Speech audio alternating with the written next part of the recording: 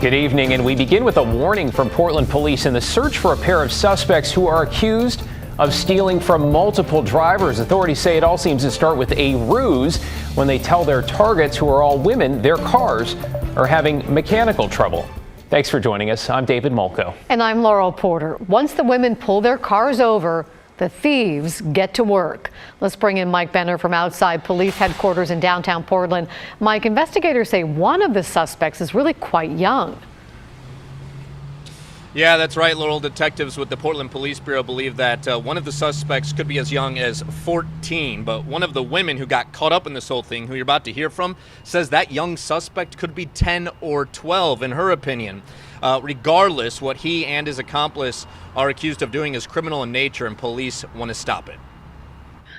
Fortunately, I trusted my instincts. Laura Probst is breathing a sigh of relief after an unsettling encounter late Sunday afternoon. She says she was driving along Southeast Woodstock near Reed College when the driver in the car behind her started honking and flashing the high beams. Probst says she eventually pulled over near Lutz Tavern, and the car behind her did the same thing.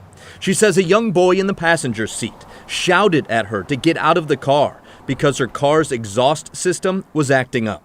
Probst thought the whole thing was fishy and drove home immediately. My heart was racing and I was really shaky. And I walked in and told my boyfriend what happened. And it appears Probst wasn't alone.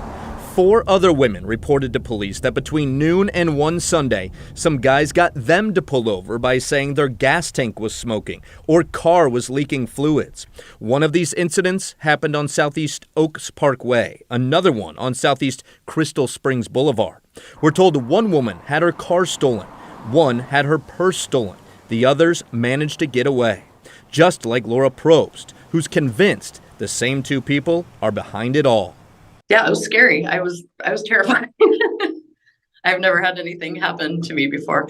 It was one of those situations where, you might see it on the news and say, oh, that would never happen to me. And then yesterday was my day. It did happen to me. Again, you've got one suspect who is in his early teens, maybe as young as 10 to 12, and you have another suspect in his late teens or early 20s. They could be driving a silver and blue Subaru Forester. Anyone with information should contact the Portland Police Bureau. Let's send it back to you. Mike Benner reporting downtown. Appreciate it, Mike. In Vancouver, police are 15-plus hours into a search for a man they say is armed and dangerous, wanted after both a shooting and a police chase. So just a short time ago, they identified the suspect as 40-year-old Kenneth DeBruin of Vancouver. They released this photo. Authorities say he fired a gunshot early this morning in a parking lot outside an apartment complex. This is near Hazel Dell and Northeast 76. They say the suspect and the victim knew each other, and the shooting may have stemmed from an argument about a girlfriend. Police say DeBruin drove off. They found him about an hour later and say he crashed his car while trying to escape, and then he ran away. The man who was shot is expected to survive. Authorities in Columbia County say they've busted several large illegal pot growing operations. They're in Scappoose, Deer Island, and Clatskanie. Deputies seized more than 6,000 plants and 133 pounds of processed marijuana. They say this all has a street value of more than $2 million. The sheriff's office says a grant awarded to them last year to fight illegal marijuana operations helped fund the investigation. A hiker from Southern California has died after falling off a cliff near Pacific City. Police say the 25-year-old was hiking on the wrong side of a safety fence on Cape Kiwanda Saturday in an area locals call the Punch Bowl when he slipped and fell 20 feet off the bluff. The victim was reportedly knocked unconscious and then swept into the ocean. Rescuers found his body Sunday afternoon at the bottom of a cliff. A Portland man who had his BMW stolen was able to track it down within 2 hours using a GPS tracking system, as well as an Apple AirTag on his keys. The car was stolen from his apartment in Northwest Portland. Brian Clerkley joins us now. And Brian, you spoke with him today. What a great idea to use this technology just in case. Yeah, Laurel, he's happy he had it, and it would have been extremely hard for him to replace this BMW. So he woke up last Wednesday morning to find out his car was stolen. He said having a GPS is a way he could solve this crime without relying on police. Jonah Herman is taking extra precautions now after the theft. He thinks someone snatched his keys the day before while he was going into his apartment building. He had an Apple AirTag tracker on those keys and saw it was pinging just about a mile away from him. Herman also has a tracking system for his car called ELO GPS. He called the police to report the crime, but they couldn't respond right away. So he took things into his own hands by going to 11th and Washington, where the GPS tracker led him to his car. I was able to recover my car before the police called me back, and who knows, at that time they called me back, my car could have been 100 other places, you know, and that's really cool that I was able to get it. So I would recommend anyone that knows that their car is at high risk of being stolen, try to install a tracker device. GPS shows where the thieves took a joyride around the city in his BMW, and the suspects even removed the license plates of the BMW as well. And unfortunately, this wasn't Herman's first time having his car stolen. A couple years ago, he left his Honda running when he went into a store. He locked the doors, but someone was able to steal it anyway. So that's why he invested in this GPS car tracking system. David? Glad he got it back. Thank you, Bryant. In our homeless crisis tonight, we are taking a closer look at community-led efforts to try and find solutions. Now, that includes churches who want to help, but aren't sure exactly how. And as Blair Best reports tonight, they say they've reached out to our local leaders for some sort of direction, though with little response.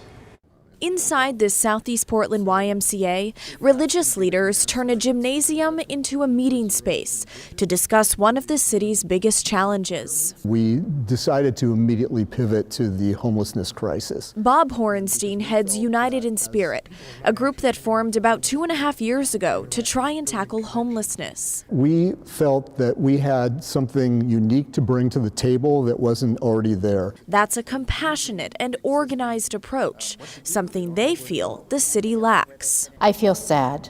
I feel sad that people are living like that.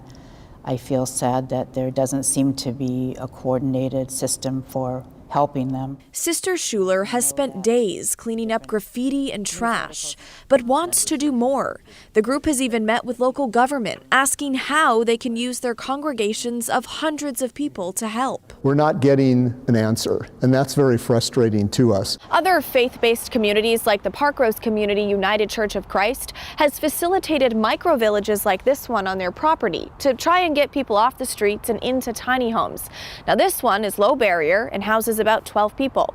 It also has received its fair share of backlash from the community, just further proving how difficult it is to find a solution to this crisis where everyone's on board. Everyone seems to be working so individually. There's not the kind of communication and coordination that would be necessary to advance a particular change. During some of the sweeps and cleanups, they're offered services, but we don't know what happens after that. Last week, the city's Street Services Coordination Center received 1,060 campsite reports. 45 camps were removed. City crews offered 14 people shelter referrals, 8 accepted, and 6 homeless people actually spent the night in a shelter.